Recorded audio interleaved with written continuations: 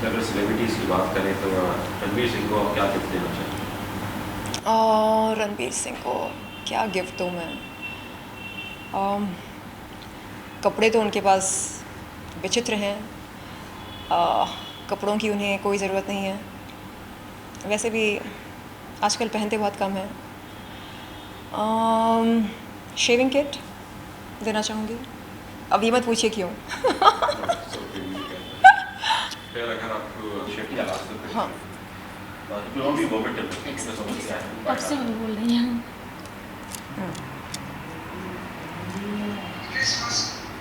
Okay, ठीक है, वो वेट कर रहे हैं, फटाफट कर लेते हैं। रेडी? या चलिए, हाल ही में हमने एक आर्टिकल पढ़ा कि रोहित शेट्टी ने किसी महफिल में कहा कि ये साल बॉलीवुड के लिए काफ़ी कठिन रहा है और शायद कहीं ना कहीं उन्होंने थोड़ी नाराज़गी जताई विद बॉलीवुड फैंस की, जैसे उन्होंने उनका साथ नहीं दिया। और कुछ ऐसा भी शायद पढ़ने मिला कि उन्होंने ऐसा कहा कि उन्होंने पूछा है कि फैंस से क्या आपको वाकई लगता है कि बॉलीवुड की फिल्म साउथ के मुताबिक बेहतरीन नहीं है? तो क्या इस पर कुछ अपनी राय देना चाहेंगी आप? देखिए, मैंने रोहित शेट्टी की सर्कस की कुछ रिव्यूज़ पढ़ी हैं सोशल मीडिया पर, और रिव्यूज़ बहुत ही डिसअपॉइंटिंग रहे हैं, दुर्भाग्यपूर्ण रहे हैं। लोग कह रहे हैं कि सर्कस रोहित शेट्टी की सबसे ख़राब फिल्म अभी तक की रही है, और लोग ये भी कह रहे हैं कि साउथ फिल्म इंडस्ट्री की फ़िल्में जैसे RRR, जैसे कार्तिकेय 2, जैसे कंतारा, जैसे पुष्पा, ये फ़िल्में बड़ी रोमांचक हैं। देखकर लगता है कि हम किसी दूसरी दुनिया में खो गए हैं, और इन फ़िल्मों में कहीं पर भी देश के साथ कोई खिलवाड़ नहीं हुआ है। अगर मनोरंजन का काम है हमारा दिल बहलाना और हमें रोज़मर्रा की ज़िंदगी से राहत देना, तो इसका ये मतलब नहीं कि सिनेमा के नाम पर निर्देशक निर्माता हमारे देश के साथ खिलवाड़ करे, हमारे धर्म की आस्था के साथ खिलवाड़ करें, या हमारे देवी देवताओं को निरादर करें, उनका अपमान करें। बिल्कुल नहीं, ऐसा मतलब बिल्कुल नहीं निकलता है। लेकिन अफ़सोस की बात यह है कि बॉलीवुड में कई सालों से, कई दशकों से ये परंपरा चलती आ रही है जहाँ मनोरंजन के नाम पर, एंटरटेनमेंट के नाम पर देश के साथ खिलवाड़ किया जा रहा है, देश को नीचा दिखाया जा रहा है, देश की सेना को अपमानित किया जा रहा है। तो सवाल ये पैदा होता है कि हम ये सब क्यों सहें? न केवल देश के साथ बल्कि हमारे धर्म के साथ भी, हमारी आस्था के साथ भी खिलवाड़ किया जा रहा है। तो मेरे ख़्याल से अब हमारी सहन शक्ति इन चीज़ों को लेकर शून्य हो गई है। अब हम इन चीज़ों को बर्दाश्त नहीं करेंगे। अगर आपको स्टोरी टेलिंग नहीं आती है तो आप जाकर देखिए कि साउथ इंडस्ट्री में किस हिसाब से फ़िल्में बन रही हैं, किस तरह स्टोरी टेलिंग की जाती है। RRR देखकर कई लोगों को बड़ा मज़ा आया, कई लोग भावुक हुए। जिस तरह से भगवान श्री राम को दर्शाया गया, सीता मैया को दर्शाया गया RRR में, वो देखकर लोग काफ़ी भावुक हुए, काफ़ी प्रसन्न हुए, और उन्हें बड़ा आनंद आया, और सब ने यही कहा कि वाह क्या फ़िल्म बनी है, इसे कहते हैं फ़िल्म मेकिंग। वहीं हमारी बॉलीवुड फिल्में हम जब देखते हैं तो बड़ा दुख होता है। सबसे पहले तो हमें पेन किलर खाना पड़ता है, क्योंकि ज़बरदस्त सर का दर्द होता है, कभी उल्टी हो जाती है, कभी पेट में दर्द होता है। ये सारे साइड इफ़ेक्ट्स होते हैं बॉलीवुड फिल्में देखकर। और जब कश्मीर फाइल्स जैसी फ़िल्म बनती है तो जो टुकड़े टुकड़े ज्ञान के समर्थक हैं वो सामने आकर कहते हैं कि ये अश्लील फ़िल्म है, ये ऐसी है, ये वैसी है, और इस तरह की ऐतिहासिक फ़िल्म का खंडन किया जाता है। तो मेरे ख़्याल से अब वो समय आ गया है कि हम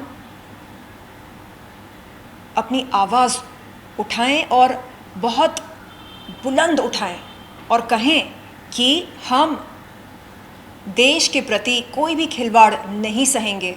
हम धर्म के प्रति या आस्था के प्रति कोई भी आहत सहन नहीं करेंगे।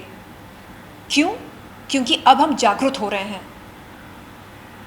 यदि आपको कहानी लिखना नहीं आता है, आप जाइए, स्क्रिप्ट राइटिंग सीखिए, फिल्म मेकिंग का कोर्स करें, उसके बाद आएं और अच्छी मीनिंगफुल फिल्में बनाएं।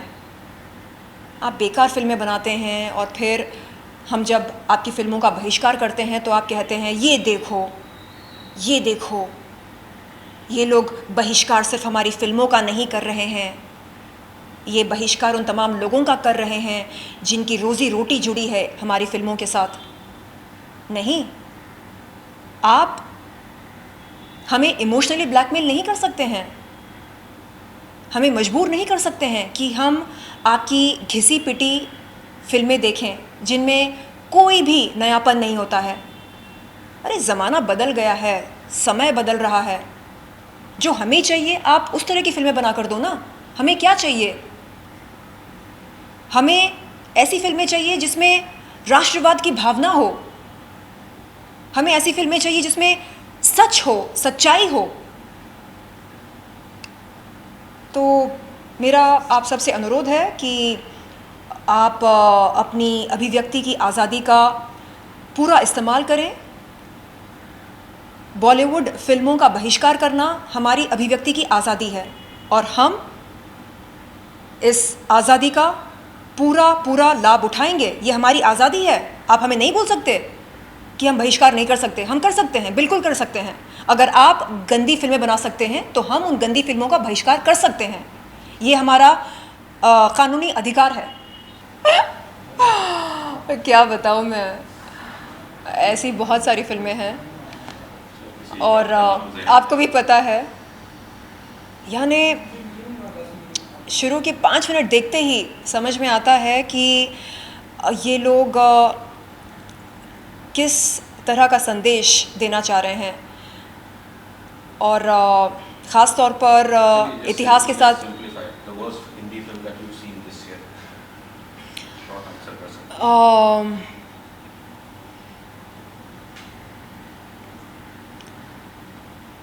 मैं सिर्फ़ और सिर्फ अच्छी फ़िल्में देखना पसंद करती हूँ। जैसे कश्मीर फाइल्स मैंने देखी, बड़ा मज़ा आया।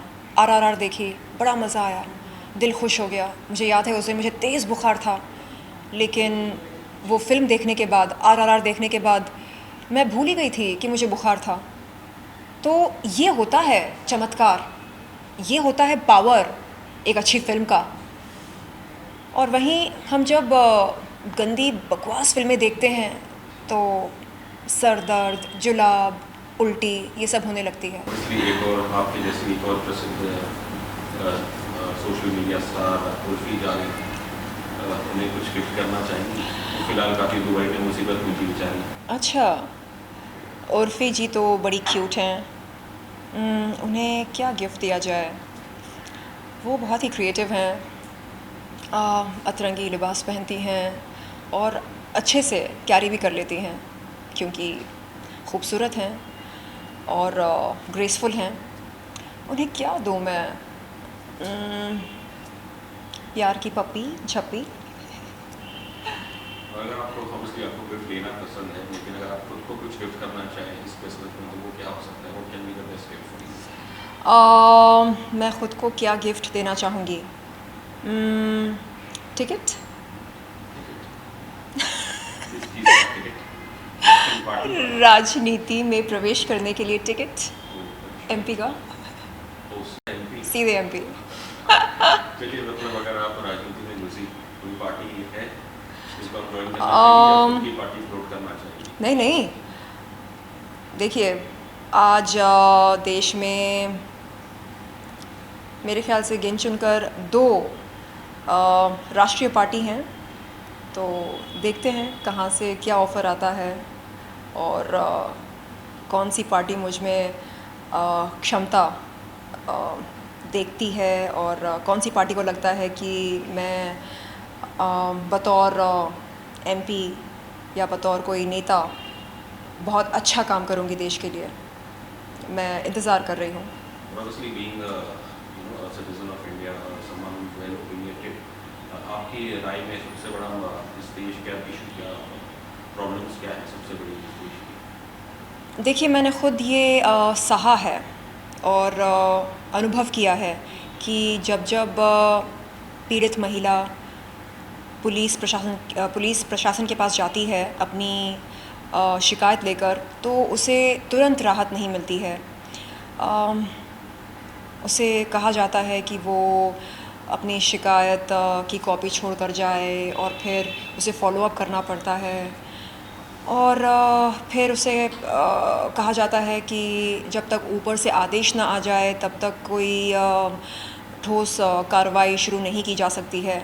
तो ये सब देखकर, अनुभव करके मैंने ये तय किया है कि जब कभी मैं कोई नेता बनूंगी तो मैं ज़रूर चाहूँगी कि पुलिस प्रशासन में मैं बदलाव लेकर आऊँ, यानी सब कुछ एकदम कंप्यूटराइज्ड हो जाए, यानी हमें साफ दिखाई दे सिस्टम पर कि अच्छा फ़लाने दिन के दिन, मतलब फ़लाने दिन ये महिला आई थी, इन्होंने ये शिकायत दर्ज कराई और आज उस शिकायत का क्या स्टेटस है, क्या कोई कार्रवाई हुई या नहीं हुई, क्या उस शिकायत की कॉग्निजेंस ली गई या नहीं ली गई, क्यों नहीं ली गई, और अगर ली गई तो क्या कार्रवाई हो रही है। तो इस तरह की अपडेट हमें ऑनलाइन दिखाई देनी चाहिए। एंड ऐसे कई ज़रूरतमंद महिलाएं हैं जो पीड़ित हैं, लेकिन वो ये सोचती हैं कि हम क्यों जाएं पुलिस के पास, क्या मिलेगा, न्याय या इंसाफ की गुहार हम लगाते हैं, लेकिन क्या हमें इंसाफ मिलता है, तो हम क्यों जाएं, ये सोचकर वो नहीं जाती हैं। तो उनकी राय में बदलना चाह रही हूँ जी। चलिए, आखिरी सवाल on a lighter note, although I think हमने आपको कई बार सुना कहते हुए that you are very happy being single और यू आर इंडिपेंडेंट वुमन, लेकिन अगर आपको मौका कुछ मिलता है, चाहे क्रिसमस या इस न्यू ईयर में किसी के साथ डेट पे जाने के बाद, तो ऐसे कोई नाम है, व्यक्ति है जो आपके जहन में आते हैं, उस the quality of that kind of a person, कोई जहन में ऐसा नाम है? हाँ, नाम तो है, बट वो शादीशुदा हैं। उनका नाम है उनका नाम है Elon Musk. I love him because उनके पास धैर्य है और उन्होंने रातों रात तख्ता पलट दिया ट्विटर का और कुछ ऐसे बदलाव वो लेकर आए हैं जिन्हें देखकर लगता है कि वो एक विजनरी हैं और बहुत जल्द वो और भी बदलाव लाने वाले हैं।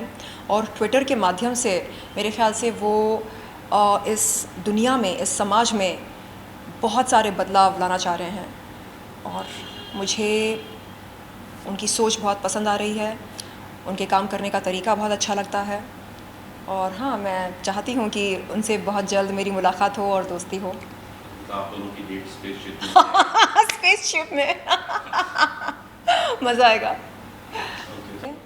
मास्क पहनकर भीड़ भाड़ वाले इलाकों में जाना चाहिए अगर ज़रूरत हो तो, वरना अपने अपने घर में बैठें और त्योहारों का मज़ा उठाएं।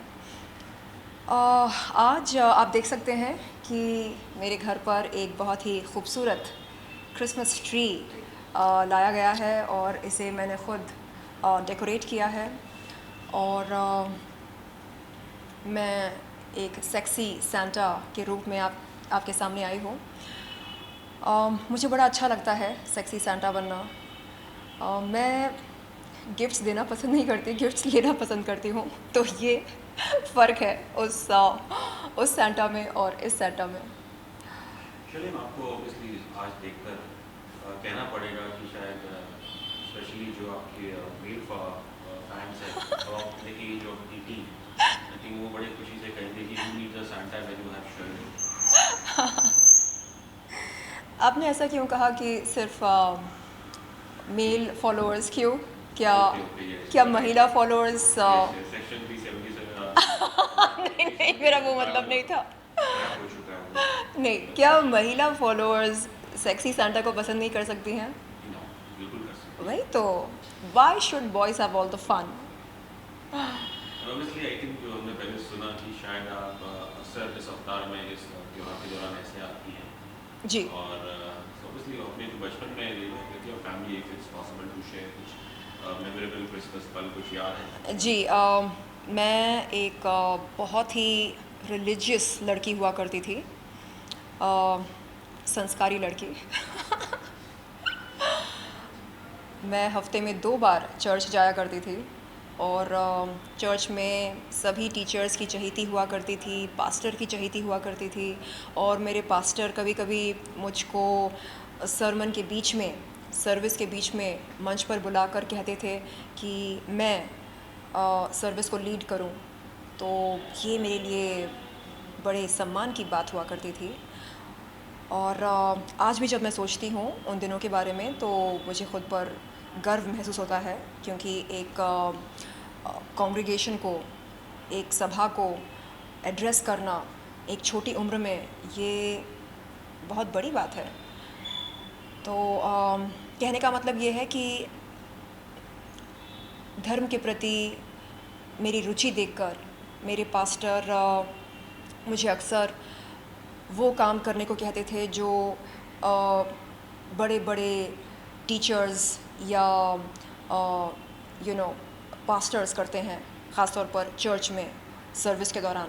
बाइबल से वर्स पढ़ना, उसके बाद उस वर्स का मतलब समझाना, और अपनी असल ज़िंदगी में उस वर्स को हम कैसे लागू कर सकते हैं, उसके बारे में बताना, बातचीत करना। ये सारे काम मुझको सौंपे जाते थे और मैं बखूबी ये सब करती थी। तो क्रिसमस जब जब आता है, तब वो सारी यादें मेरी ताज़ा हो जाती हैं। मुझे एहसास होता है कि मैं कितनी कितनी धार्मिक हुआ करती थी, कितनी संस्कारी हुआ करती थी। और ऐसा नहीं है कि आज नहीं हूँ, आज भी हूँ, लेकिन और ऐसा नहीं है कि आज नहीं हूँ, आज भी हूँ, लेकिन आज मैं कई धर्मों में विश्वास रखती हूँ। जैसे क्योंकि मेरी माँ मुसलमान है, इसलिए मैं इस्लाम के प्रति श्रद्धा भावना रखती हूँ। पापा क्रिश्चियन थे, तो क्रिसमस मनाती हूँ। और सनातन धर्म को मैंने ख़ुद स्वीकार किया है, क्योंकि सनातन धर्म जीवन का आदर करता है और सनातन धर्म हर धर्म का आदर करता है। तो ये एक बहुत बड़ी खूबी है सनातन धर्म की। तो आप देख सकते हैं कि आज मैं सिर्फ एक क्रिश्चियन के तौर पर नहीं, एक हिंदुस्तानी के तौर पर आपके सामने आई हूँ। शगन, ऑब्वियसली आई थिंक कोई भी त्यौहार हो, कोई भी धर्म हो, ऑब्वियसली हर एक त्यौहार की एक it comes with its sweetness, मिठाइयाँ मिठाइयाँ। If you can maybe recall, growing up as a child, if you can recall, what was the thing you liked munching on during Christmas? Christmas के time अक्सर caramel pudding हम बनाते थे और chocolate cake order करते थे, और chicken biryani मेरे पापा बनाया करते थे, एक नंबर बिरयानी।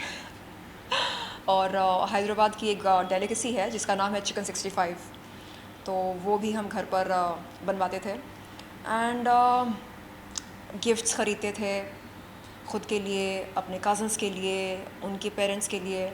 और ये एक बहाना था लोगों के करीब जाना, उनके साथ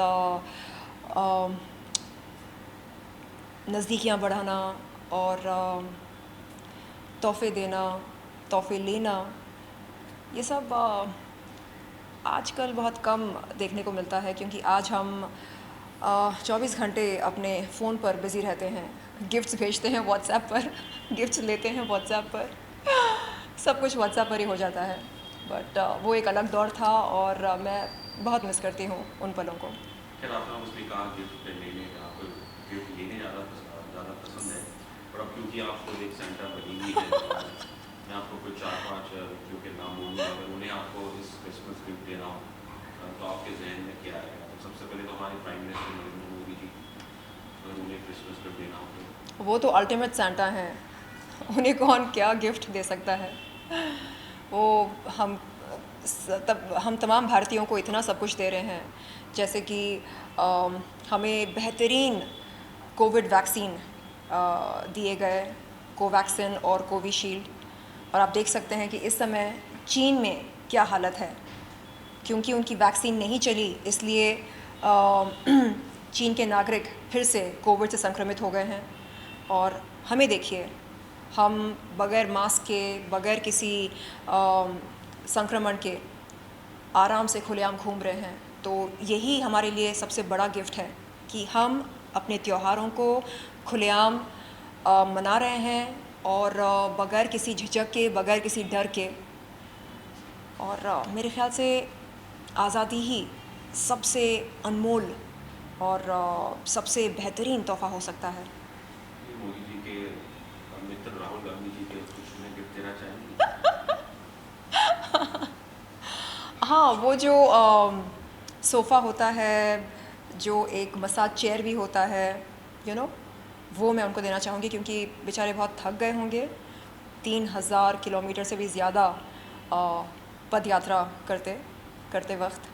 अभी भी शायद उनकी पद यात्रा जारी है, बावजूद इसके कि हमसे कहा जा रहा है कि हम भीड़ इकट्ठा ना करें, हम मास्क पहने, हम ऐसा कुछ ना करें जिसकी वजह से कोविड या कोरोना वायरस के बढ़ने की जो संभावना है वो पैदा हो। लेकिन फिर भी वो पद यात्रा पर जारी हैं, तो मैं चाहूँगी कि उनके लिए एक मसाज चेयर ख़रीद कर उन्हें गिफ्ट के तौर पर दूँ, ताकि वो आराम से बैठ सकें, अपने बदन के हर पुर्जे को वो मसाज दे सकें। बाबा रामदेव को अगर कोई गिफ्ट देना हो क्रिसमस का, वो क्या हो सकता है? बाबा रामदेव जी के पास क्या नहीं है, एक से बढ़कर एक चीज़ें हैं उनके पास।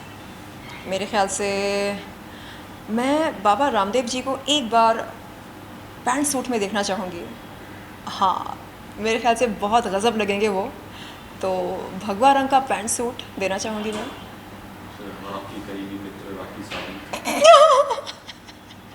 करीबी मित्र किस एंगल से? राखी सावंत को मैं क्या दूँ? No love lost between. उसे मैं क्या दूँ? अपना फ़िज़िकल ट्रेनर तोहफ़े के तौर पर दे दूँ, बट